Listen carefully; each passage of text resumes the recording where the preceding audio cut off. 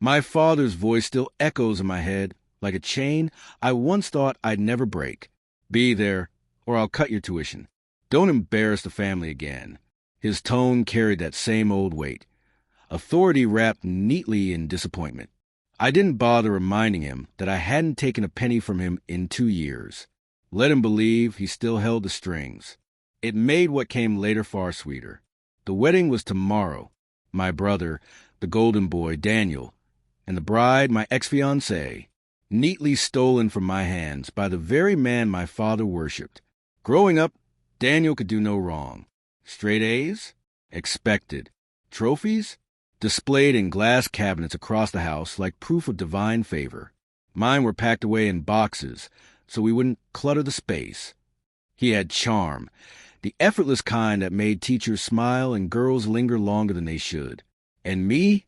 I was the quiet one, the one my father said had potential. If only I'd stop overthinking. When I met Claire, I thought I'd finally found something that was mine. Something real. She laughed at my awkward jokes, told me she loved my calmness, said she wanted a man who listened. But she wasn't listening when she started sleeping with Daniel. It began with the usual signs. Late replies, abrupt hang-ups. Her phone always turned face down. One night, she said she was staying late at work. I believed her until I saw Daniel's car parked outside her apartment. I waited 2 hours. Then she came out, wearing his hoodie. He kissed her like he'd earned her. The air left my lungs. But I didn't make a sound. I didn't confront her. Didn't rage. Didn't beg. I just went home, sat at my desk, and started planning. Because betrayal doesn't deserve tears. It deserves precision. I finished my degree early, valedictorian, but I never told my father. I let him think I was still dependent on his tuition, still beneath his control. Meanwhile, I built something of my own, a tech startup. Small, quiet, and profitable. 6 figures before I turned 24. And I married someone who didn't need to be impressed.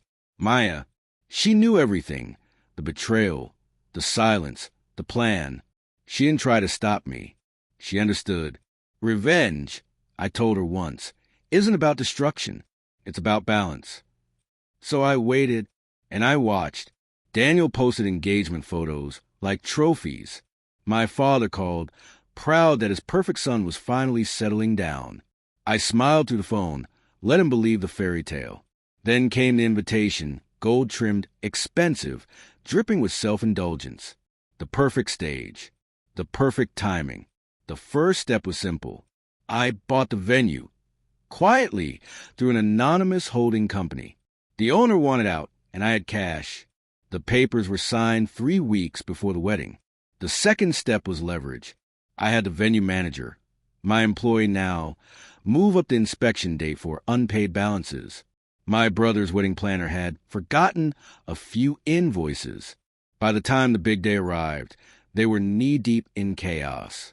Vendors unpaid, the caterer threatening to walk. But that wasn't the real show. The real show came in an envelope. Inside, a certified letter, a bank statement, and a marriage certificate. Mine. The letter explained a transfer, money my father had set aside for Daniel's startup, rerouted months ago into my account through a silent shareholder. Me. The bank statement proved a venue purchase. The marriage certificate? Proof that while they were planning their grand spectacle, I was already married, happily, legally, and far wealthier than both of them combined. The ceremony began late. Guests whispered. Cameras flashed. I stood near the front row, calm as a man attending a funeral. When my father spotted me, he smiled until he saw the envelope in my hand. "What's that?" he whispered, still smiling for the cameras. "Closure," I said simply. I handed it to him and watched his fingers tremble as he unfolded it. His eyes darted from line to line, confusion first, then shock, then a deep, pulsing rage. He looked at me, really looked, for the first time in years. "You bought everything," I said quietly. "The venue, the investors, even your company's silent partner. You've been signing my checks for months." Daniel turned from the altar, pale as marble. "You're bluffing." I smiled. "Ask your wedding planner why she didn't get paid." Right on cue, the planner burst in red-faced, shouting about canceled contracts. Guests gasped. Phones came up. Cameras rolled. Whispers spread like wildfire. My father's empire cracked in real time. Daniel's perfect day, his spotlight, his pride, turned to ash before the applause could even start. And Claire? She just stood there, gripping her bouquet like a lifeline, realizing too late that she'd traded loyalty for glitter. I turned to leave before the chaos swallowed them whole. I didn't gloat. I didn't need to. My silence said enough. Outside, the air felt cleaner, lighter. Maya waited by the car, her eyes soft and steady. "Did it go how you wanted?" she asked. I looked back at the church doors bursting open behind me, voices echoing with panic. "Better," I said. She smiled. "You're free now." "Free," I repeated. Funny word. Because it wasn't about revenge anymore.